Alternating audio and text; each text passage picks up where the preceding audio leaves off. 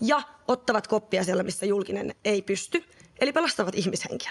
Ja tapa, jolla ministeri on näistä järjestöistä puhunut ja nytkin levittää tätä ihmeellistä propagandaa, se on aivan käsittämätön ja loukkaava. Koska tämä Sofia Virta täällä valehtelee silmät päästään, koska hän ei ole tyhmä ja hän tietää aivan hyvin sen, että Suomi on täynnä järjestöjä, joilla ei ole mitään tekemistä sen ennaltaehkäisevän työn kanssa.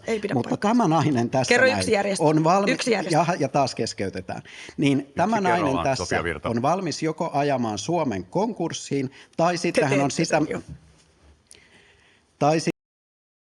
刚才大家看到的那段就是两位政客在芬兰电视节目上引发轩然大波的一段争论的视频。芬兰总理说，他无法接受节目中出现的那种用语和大声喊叫，他打算在政府内部以及整个政治工作圈中提出并讨论这个问题。